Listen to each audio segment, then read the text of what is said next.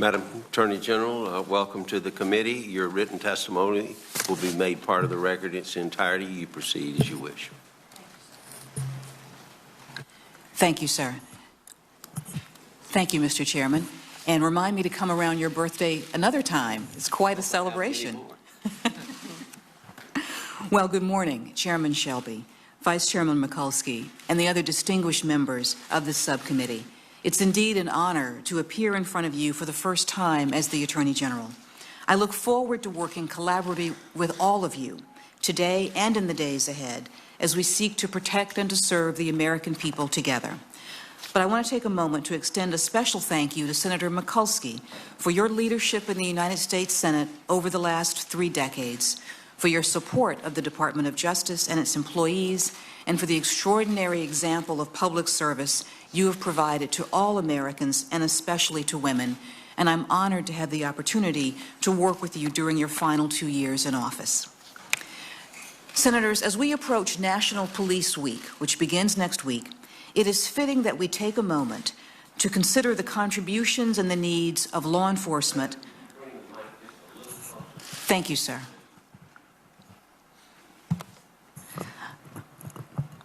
Actually, sir, it seems to be fixed, so let me move it up. Thank you, Mr. Chairman. Senators, as I noted, National Police Week will begin next week. And at this particular time in history, it's important that we take a moment to consider the contributions and the needs of our law enforcement officers across the country. Law enforcement is a difficult profession, but a noble one. Now, over the course of my career as a federal prosecutor and as U.S. Attorney for the Eastern District of New York, I have been privileged to work closely with truly outstanding public safety officials, and I've seen up close the dangers that they face every day. As mentioned by Senator Mikulski, earlier this week, Officer Brian Moore, a 25-year-old New York City police officer, died after being shot while trying to question a man in Queens. And just 2 days ago, Sergeant Greg Moore of Coeur d'Alene, Idaho, was tragically gunned down, also while interacting with a suspicious individual. The tragic loss of these brave individuals serves as a devastating reminder that our nation's public safety officials put their lives on the line every day to protect people they have often never met. Their exemplary work is the foundation of the trust that must exist between law enforcement officers and the communities that we all serve. And that is why, when there are allegations of wrongdoing made against individual officers and police departments, the Department of Justice has a responsibility to examine the evidence and, if necessary, to help them implement change. While I was in Baltimore on Tuesday, I met with the mayor, law enforcement officials, and community, faith, and youth leaders. I spoke with an officer who had been injured amidst the violence. And I heard a number of ideas regarding ways in which the Justice Department can continue assisting Baltimore as they work to recover from recent unrest. Although the city has made significant strides in their collaborative reform efforts with the Community-Oriented Policing Services Office, I have not ruled out the possibility that more may need to be done. And I assure you, Senators, that I am listening to all voices. We're currently in the process of considering the request from city officials and community and police leaders for an investigation into whether the Baltimore City Police Department engaged in a pattern or practice of civil rights violations, and I intend to have a decision in the coming days. Now, the situation in Baltimore involves a core responsibility of the Department of Justice, not only to combat illegal conduct when it occurs, but to help prevent the circumstances that give rise to it in the first place. Going forward, your support of the department and of our funding in the President's fiscal year 2016 budget request will enable us to build on our successes and make further progress in the mission with which we are entrusted. And I am pleased to say that this budget request is in line with my highest priorities as Attorney General: safeguarding our national security, defending the most vulnerable among us, and strengthening relationships of trust and collaboration between law enforcement officers and the communities that we serve. Now, of course, our most important objective must continue to be protecting the American people from terrorism and other threats to our national security. As you know, under my predecessor, Attorney General Eric Holder, the Department of Justice engaged in essential efforts to counter violent extremism and domestic radicalization, to strengthen counterterrorism measures, to promote information sharing and collaboration with the intelligence community, and to provide training and technical assistance to our foreign partners. We must advance this progress on all fronts. We must prepare to meet new and emerging threats and vigorously defend American citizens at home and abroad. The President's budget request will strengthen our national security efforts by investing a total of $4.6 billion in the Department's cutting-edge counterterrorism and national security programs. This total includes $775 million, an increase of $27 million, for addressing cybercrimes and enhancing the security of information networks.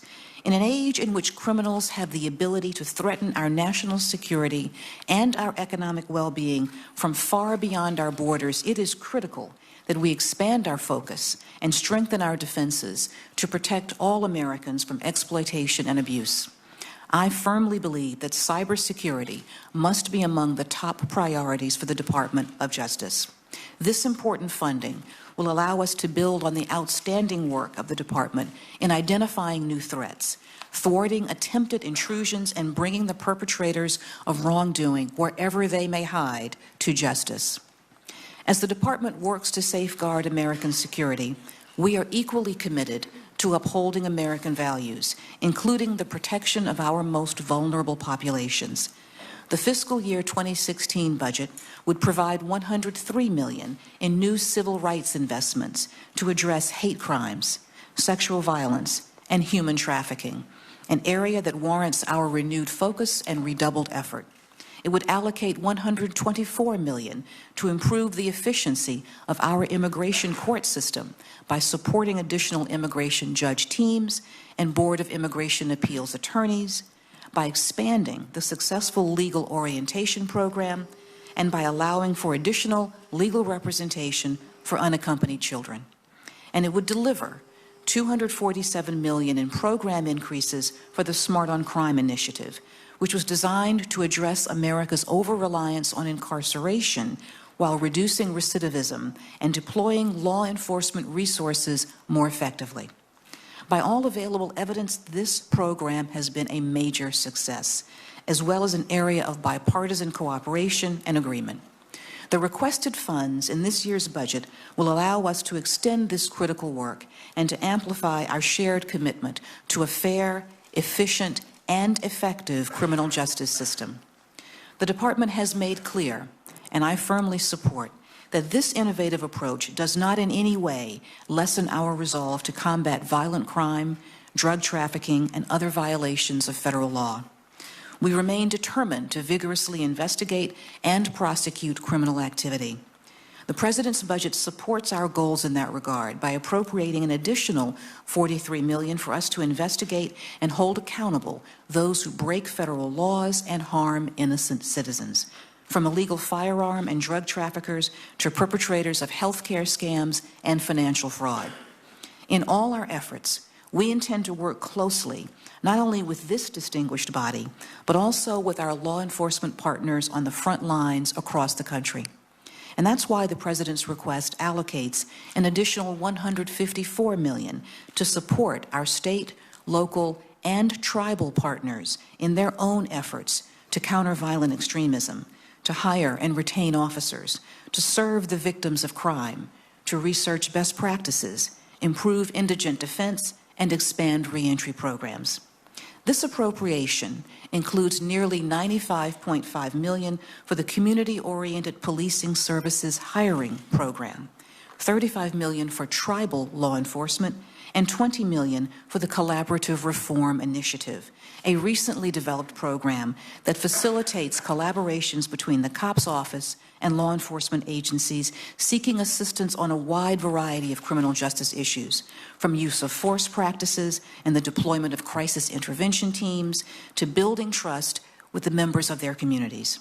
As we have seen even in recent days, programs that establish trust and improve collaboration are essential to carrying out our law enforcement duties effectively and to the overall safety of the American people. In the days ahead, I hope and I fully intend to bolster our efforts in that area. I'm eager to work with this subcommittee and with Congress to build on the many achievements of the Department of Justice and to secure the timely passage of the President's budget request, which provides a total of $28.7 billion in discretionary resources for the Department, including $26.3 billion for vital federal programs and $2.4 billion for state, local, and tribal assistance programs. As a former United States Attorney who saw firsthand, who lived through the unsustainability of sequester, I can tell you that this level of support is necessary to ensure that we can continue to protect the American people and effectively serve the priorities of the United States of America. Mr. Chairman, Ranking Member, the subcommittee, I thank you once again for the opportunity to meet with you here today and to discuss the work of the Department, and I'm happy to answer questions that you may have. Thank you for your time. Thank you, Madam Attorney General. My questions.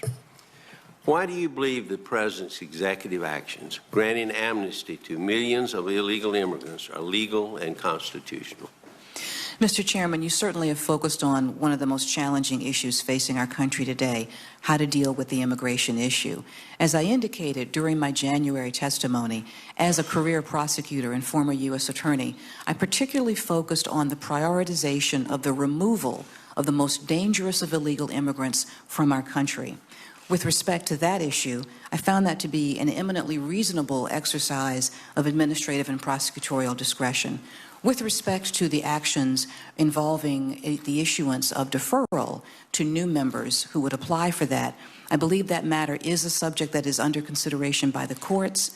As you have noted, those actions have been enjoined, and as I stated also during those proceedings, I am committed to abiding by the injunction and certainly working with the Department of Homeland Security to ensure that the injunction is supported while it is pending. As you assume, and you have the position of Attorney General, how will you, Madam Attorney General, enforce current immigration laws given your belief that the recent executive actions trump existing laws? In other words, do all executive actions, a presumption there, trump the laws of Congress? How do you rationalize that? Senator, I believe that our existing laws are a vital resource in dealing with the problem of both illegal immigration as well as criminal activity that results from illegal immigration. And in particular, the Department's own Executive Office of Immigration Reform, as you have noted, is charged with adjudicating various types of immigration violations. That department, as you have noted, has suffered from a backlog of cases and inefficiency that have delayed actions separate and apart from the President's new policies that has delayed actions for far too long. Within the new budget request, the Department would seek to hire additional immigration judges, 55 in total, to reduce this backlog. But also, Senator, recognizing that we simply cannot wait for additional money, we are taking steps already to try and make the Executive Office of Immigration Reform more efficient. Previous to my testimony, the judges have already worked to triage, so to speak, the types of cases that need to be adjudicated quickly. Judges have been reassigned and redeployed to handle the backlog of cases because we recognize that that is unsustainable. Separate and apart, of course, from the Executive Office of Immigration Reform, as I'm sure the committee is aware, I believe almost approximately 30% of federal criminal cases that are brought by our U.S. attorneys across the country relate to immigration offenses. So, Senator, separate and apart from the legal result or the court result of the November policies, the Department of Justice is moving forward both to prosecute criminal activity resulting from illegal immigration and to support the work of its Executive Office of Immigration Reform, which we believe is vital. Why did you in the department, I know you weren't the Attorney General then, you were the U.S. Attorney, not pursue criminal charges? And how could you enter into $1 billion settlements sometimes with firms guilty of fraud and yet never see fit to prosecute not one person for mortgage or financial fraud? And will that change as now since you're the Attorney General? In other words, are people buying justice by a settlement? Senator, with respect to the work with which I was proud to conduct as U.S. Attorney in regard to the Residential Mortgage-Backed Securities Initiative, my office was involved in 2 of the major settlements of that, as well as other outstanding U.S. attorneys' offices across the country. And throughout those investigations, the message at the time, both from the leadership at the time, from all the U.S. attorneys working on that, and from myself to my team, the direction was that no entity is above the law, no individual is above the law, no one is too big or too powerful to jail or to fail. But what the Department of Justice does in every case, Senator, is we follow the evidence. Okay. We ascertain the best way of achieving legal compliance when there have been violations and providing redress to victims.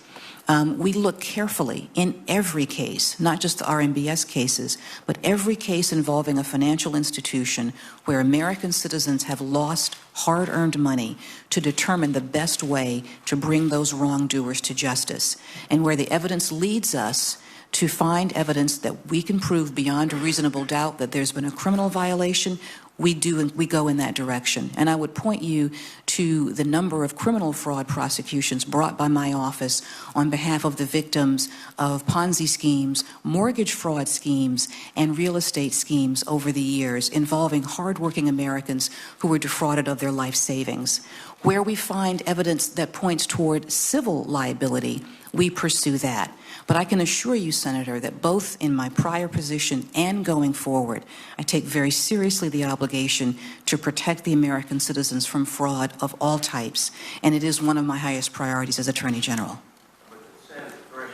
Standard threshold for a civil case is not as high as the criminal case, and neither should it be. Is that correct? That is correct. There is a different burden of proof on the government.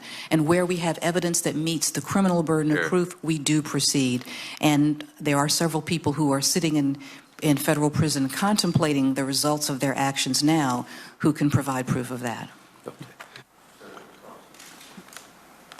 Do you think that there should be mandatory training in the areas of ethnic and racial bias, as well as also on the use of force, and that there should be a national standard? In other words, in order to get the money, you have to take the training that behavior will not tatter or wear out or even break the trust that the community must feel.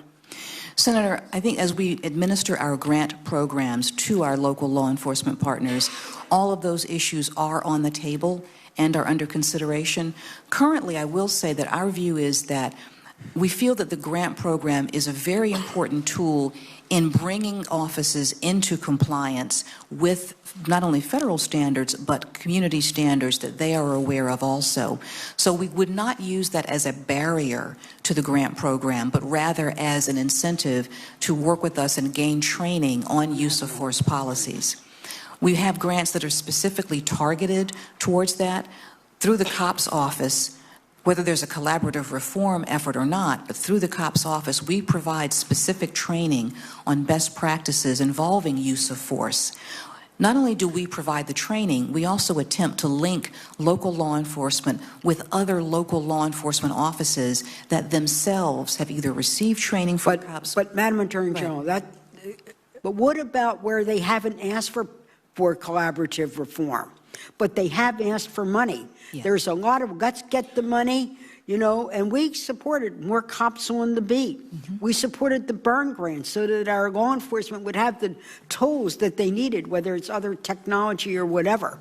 Then, but again, they took the money, but we see that there are other issues that community-based leaders, faith and grassroots and others, are saying the relationship is worn. And my question is, if you get the money, should there be training, whether it's latent bias, deliberate bias, and also the use of force? Yes, Senator, and so I certainly agree with... Do you think that, apart from whether they have a collaborative reform effort underway or not? Yes, Senator, separate and apart from whether there's a collaborative reform effort, in a pure grant situation, we do seek to provide training. My only point was that, and I actually don't want to disagree with you on that because it is such an important point.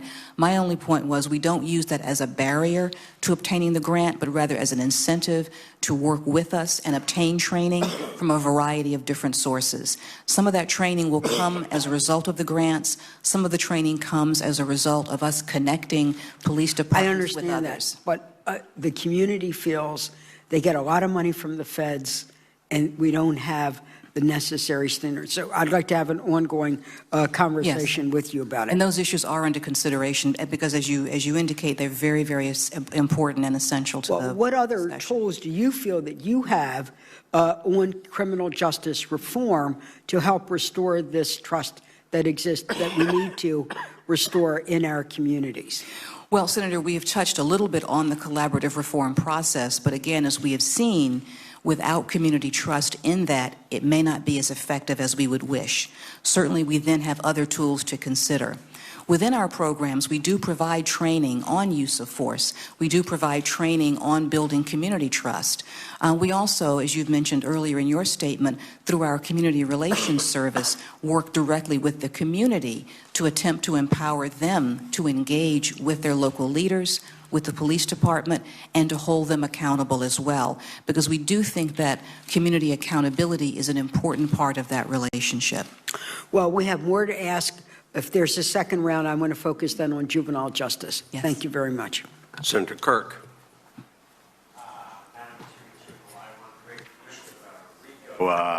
Prosecutions. I understand that countrywide we have about 1,517 under the RICO statutes. Assuming that Illinois is about 5% of the United States, that would mean we would have had over 60 RICO prosecutions in our area. Right now it's about 0. I want to encourage you very strongly to work with Zach Farden, our U.S. attorney there, and to make sure that the RICO prosecutions that we have underway, that we can prosecute gangs of national significance that then Chairwoman Mikulski backed me on to take on the issue of crime gangs which are taking over some of our cities. I think RICO is the particular statute that we should go with. Senator, I could not agree with you more on the efficacy of the RICO statute in targeting. Let me just follow up on one other thing. Certainly. We have, this subcommittee has added $18.5 million to the U.S. Marshals to combat these gangs. My understanding is the new task force in Chicago has arrested about 344 people in relation to this effort. Is that your understanding? So I don't have that exact number. I'd have to get back to you, but I know that it is very active in the Chicago area. Thank you. Senator, just to follow up on your previous point, I could not agree with you more on the efficacy of the RICO statute as a tool to target violent crime, particularly gang violence. The importance of taking out the leadership of a gang, both from a law enforcement perspective and from a community perspective, cannot be overstated. I thank you for the discussions that you and I had during my courtesy visits with you. And in fact, I have had discussions with the U.S. Attorney in Chicago, as well as with the head of our criminal division here in Washington, about finding ways to bolster those efforts. And both have assured me that they are also committed to using this important tool. I want to make sure we get the word down to Leslie Caldwell and Doug Crow, make sure they follow up. Yes, sir. I've spoken with them, and they are committed to this as well. Thank you. Thank you, sir. Thank you, Mr. Chairman. Senator Leahy. Thank you, Mr. Chairman. And I also think we ought to reform our federal sentencing laws. The Bureau of Prisons is consuming nearly a third of the department's budget. We talked about what we should be doing on law enforcement and other things. A third of your budget is going to the Bureau of Prisons. You got excessive mandatory minimum sentences are wasting money that could be spent otherwise. One of the proposals under consideration by the Senate Judiciary Committee, the Smarter Sentencing Act, would reduce mandatory minimums for nonviolent drug offenses. In your long career as a federal prosecutor, you prosecuted many drug cases. I prosecuted many drug cases at a quieter time. You think we can reduce those mandatory minimums and still keep our communities safe? Excuse me, still keep our communities safe? Senator, I think we absolutely can have sentencing reform that enables us to reduce the mandatory minimums and keeps our communities safe. It's important to note that the recent efforts at sentencing reform that seek to reduce mandatory minimums do not eliminate them. They still recognize the need to provide serious punishment for the most serious offenders. In fact, what we have seen with the Smart on Crime initiative is that while overall drug cases may have gone down, the number of the longer sentences have actually gone up. So we are in fact trying now to focus on those larger offenders, the large-scale traffickers who are flooding our communities with poison, as opposed to the lower-level offenders who do need to be punished, but at a different scale. So I think sentencing reform is an excellent way to make sure that these efforts continue. I pushed last year to create a new grant program to support anti-heroin task force. I understand the grant program is getting underway. Last year, the Justice Department was instructed to create a multi-agency task force to address the rising number of heroin uses. Can you tell me how that is going and what you might be able to do to help? Yes, It seems Senator. to be a public health crisis. Yes, Senator, it certainly is the intersection of law enforcement and a public health issue. Certainly with respect, our budget does request additional funds to deal with this uptick in heroin abuse and other emerging drug areas. As you noted, there is a Senate-mandated heroin task force. They held their first meeting just last week, and the Deputy Attorney General is actively involved in that. And it deals not only with law enforcement, but the public health issues of that. It's also led and supplemented by several of our U.S. attorneys who over the past several years have themselves worked with public health officials and local communities to deal with this as a public health crisis. So we are bringing all voices to the table in an attempt to get the policies that have been effective at a local level promulgated nationwide and make them available to other communities as well. As I mentioned, the budget does call for increases that would support our law enforcement efforts in heroin as well as opioid addiction in general, because of course we still have the prescription drug crisis that is tied to this as well. Thank you. Thank you, Mr. Chairman. Senator Mikulski. Thank you. Senator Collins. Thank you, Mr. Chairman. Two questions. One, are you aware of any significant privacy violations that have occurred since the President instituted these reforms? And second, has the Justice Department made a decision yet on appealing this decision by the Second Circuit? I realize it just came down. Yes. Thank you, Senator.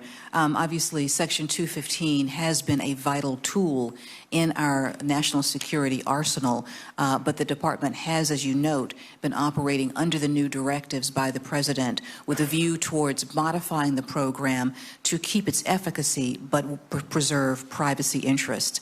I am not aware at this time of any violations that have come to light.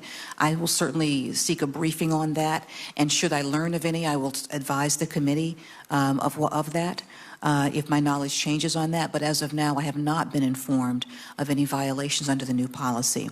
With respect to the decision from the Second Circuit, my home circuit, actually, this morning, we are reviewing that decision. But given the time issues involving the expiration of it, we are also and have been working with this body and others to look for ways to reauthorize Section 215 in a way that does preserve its efficacy and protect privacy.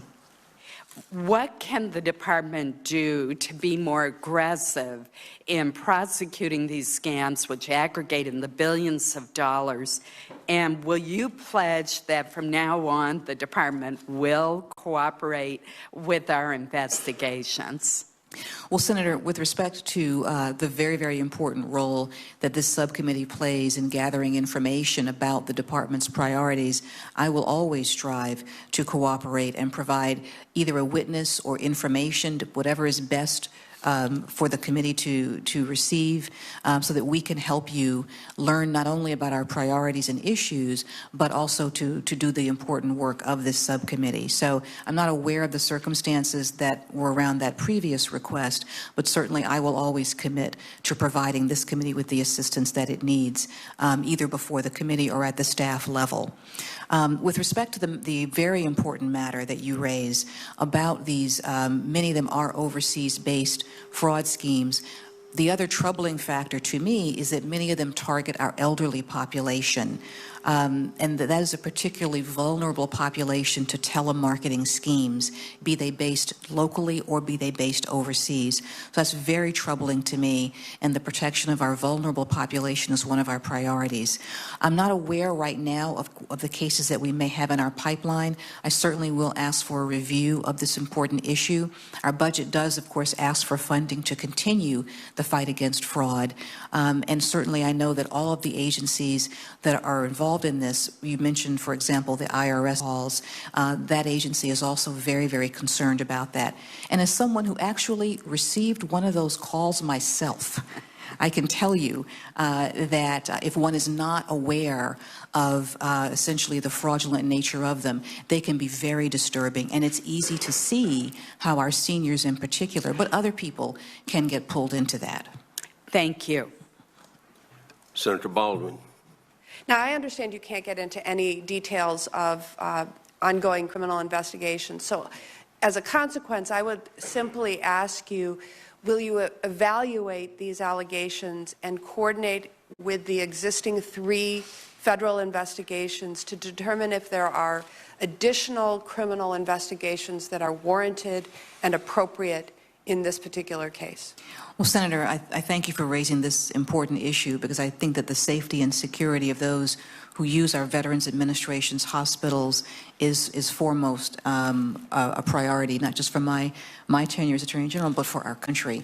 And as someone whose family has used those hospitals, I'm well aware of how vital and a resource they are to the families and to those who are ill. And certainly I'm aware of the situation. I have not yet had a briefing on the matter, but I will commit to you that I will request a briefing on this matter and make sure that all efforts to coordinate are being undertaken. If you have previously been briefed, I would ask you, what is the status of the department's effort to resolve the confusion? And if you need authorization language from the Congress to resolve this issue, I would appreciate it if you would provide that to me and my staff. Thank you, Senator. As I indicated, I have not yet been briefed on this matter, although I am aware of the DEA's investigation into the situation and, of course, fully support it. And we will also look into whether or not there are impediments to DEA being able to view this as a criminal matter. Thank you. Senator Alexander. So my request is simply this: would you please take a look at the words suspicious orders and the relationship between the DEA and wholesalers and pharmacies, and see if there needs to be additional guidance so that we do not have an adversarial relationship between people who really should be in a partnership to make sure controlled substances aren't sent to the wrong people at the corner drugstore. Certainly, Senator, I can commit to that. I also echo your concern that in a desire to protect people, we may be, in fact, inhibiting the ability of people who have legitimate needs for pain medications to obtain them, which is not our intention. And it certainly is something that I will undertake to review. Given that the meth epidemic is one of the most urgent drug problems that we face, especially in rural areas, what was the thinking, especially as it affects rural communities with less resources, in not expanding or continuing the competitive grant program for states? Thank you, Senator. My understanding of that competitive program, it's the COPS anti-methamphetamine program, is that, in fact, the funding that exists is 2-year funding, and so there was not a need to request funding for this year because the program as enacted last year would cover this fiscal year. It is, believe me, not a desire to end or in any way diminish the program. And it's also my understanding that the solicitation for that for this fiscal year will be released very soon, later this month in May. So I regret the appearance that the department may have pulled back or withdrawn from that, but it's my understanding that because we have two-year funding for that, that we will then have to come back in the next fiscal year to request additional Well, funding. that would be very encouraging. Thank you for that explanation. Thank you, Mr. Chairman. Senator Murphy. So I just wanted to ask you if you had an update on progress of the construction of that new facility and whether we can expect that construction will be completed as soon as practically possible so that we can transition these women who are now in places like Brooklyn, Philadelphia, back to a more long-term suitable facility. Certainly, Senator, and I share your concern over that important issue. When I began my career as a young AUSA in the early 1990s, FCI Danbury was not yet a total women's facility, and most women who were prosecuted in the federal system ultimately ended up being housed in West Virginia. And the facility was fine, but for women from the Northeast, it presented a significant negative impact on their ability to stay connected with their families. It harmed their relationships with their children. Those collateral consequences are the types of things that we seek to avoid. And so having FCI Danbury in the Northeast has certainly been a positive step, a positive law enforcement step for all of us who work in that area. My understanding is that the environmental impact studies were completed quite recently and that there are additional matters. In fact, I believe that there's pricing materials being resolved this month, and I'm told by my team that construction should begin this summer. I do not have an anticipated completion date for you, and I regret to say that I'm hesitant to offer one, having seen several government construction projects in my day. But I am told that construction should begin this summer on the new facility, and I share your concern and view that it's an important law enforcement resource for the Northeast. And so I just would ask for your commitment to work with us to make sure that the ATF has the resources that they need in order to carry out existing laws, and your commitment, as your predecessor did, to work with us on making sure that our national background check system has the resources it needs to continue to do the good work that it has for decades. Certainly, Senator, I am committed to that important goal of supporting and strengthening the ATF, as well as making sure that their processes and the existing systems are as efficient as possible, because that's how we protect our citizens. Great. Thank you very much. Thank you, Mr. Chairman. Thank you. Senator Murkowski. I know that you have got a lot on your plate. It's clear from the discussions here this morning, but I would like your commitment that you will work with me, you will work with the Alaska Federation of Natives to really be involved to a personal extent and degree with some of these challenges that we are facing as it relates to rural justice in our native areas, or in our rural areas. I have been asked by AFN, and I'm actually going to be speaking to them by video or by teleconference this afternoon to their board for an opportunity to sit with you and some of the Native leadership to discuss some of these issues that are just so very troubling to us right now. So I'd like your commitment that we can have that meeting, and perhaps very quickly your observations based on your conversations with not only me but Ms. Kitka about some of the substantive issues that we have with rural justice in Alaska. Senator, I would look forward to such a meeting, and I would welcome it. I think that the commitment that the Department of Justice and our nation have made to Indian country over the last several years has shown great promise, but it is one that must be sustained, maintained, and improved upon. We have several requests in the budget that go directly to the issues of tribal justice. the Office of Violence Against Women, for example. And because it is such an important issue to me, I'm just going to outline them briefly, because we are asking for an increase of $100 million, but part of that money would go for tribal grant set-asides. $20 million would go for the Crime Victims Fund Tribal Assistance Program. $5 million would go for the Office of Violence Against Women Domestic Violence Jurisdiction Program. As I know you are well aware, we recently had great success in enabling tribal courts to deal with offenders who commit violence against women and children on native lands when the offenders are non-natives. That had been a bar for some time. It has been tremendously helpful to have given that jurisdiction to the tribal courts. We also are asking for money to address environmental problems in Indian country, as well as to maintain current positions. I firmly believe that this commitment must be not only maintained but expanded upon.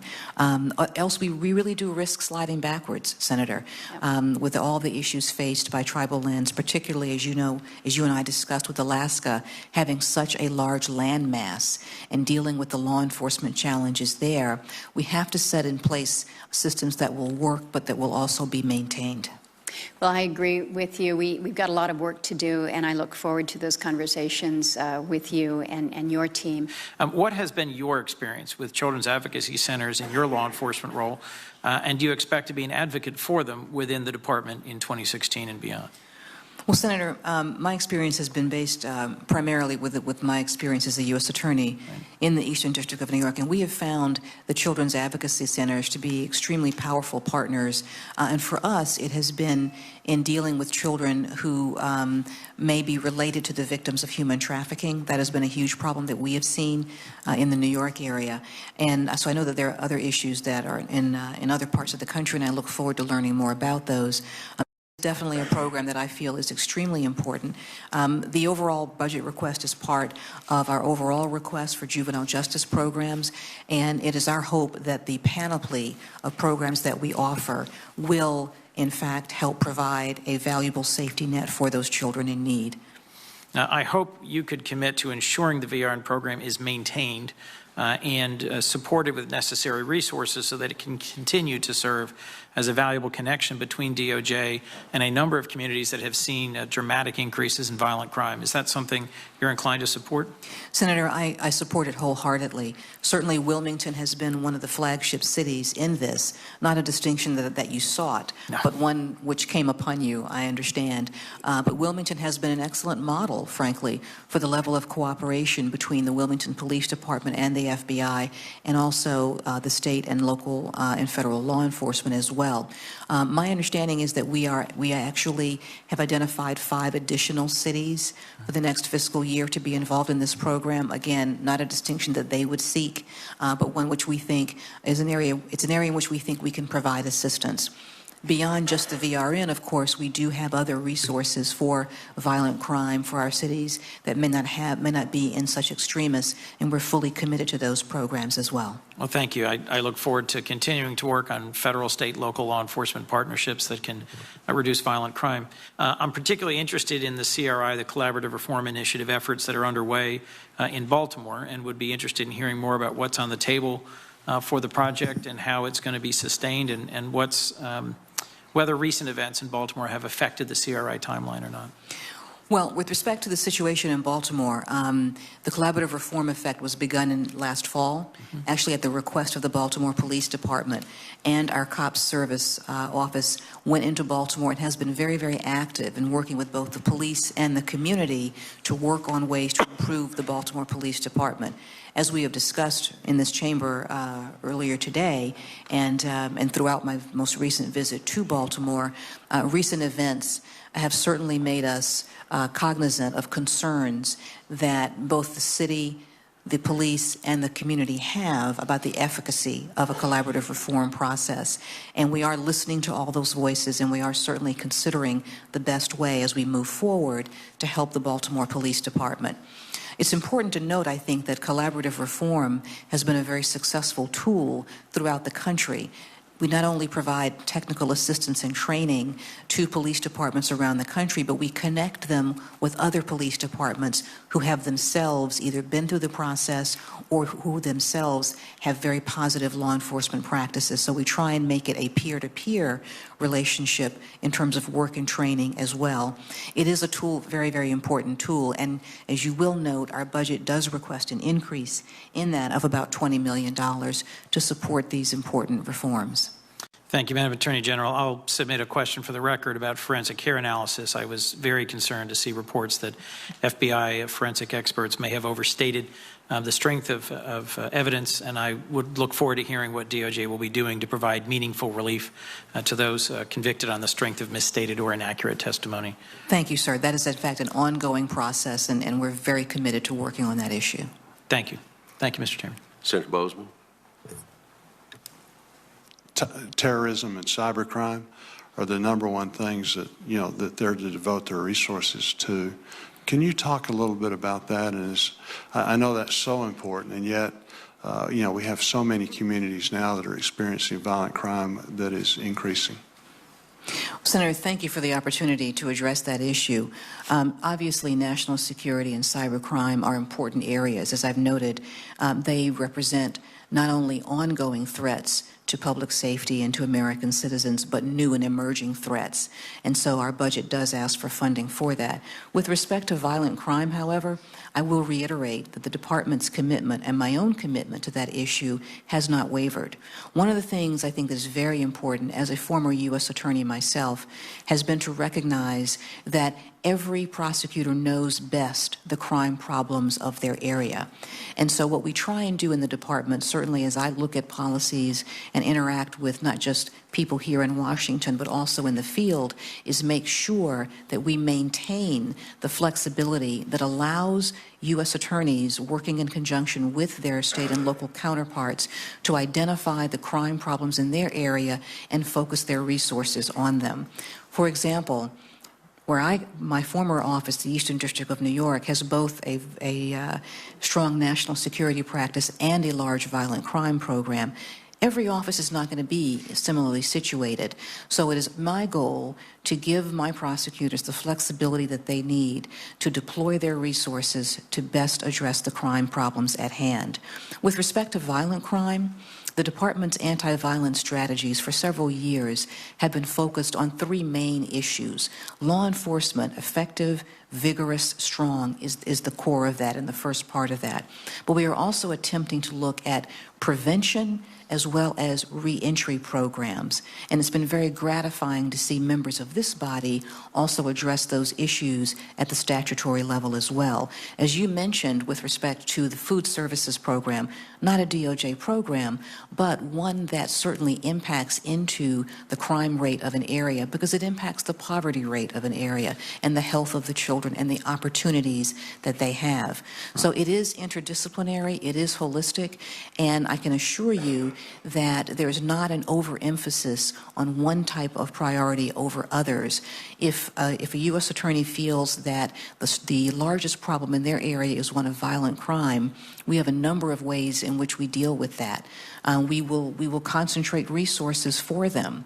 We will provide assistance from other offices and main justice for them. I myself have in the past detailed attorneys from my office to others to help out on cases, capital cases and the like. And so you'll find a very, very strong commitment to violent crime prevention and enforcement within the department. Thank you. And then the other thing that I think is so important are the drug courts. And I think for the first time, you've actually got something in your budget for that. Yes.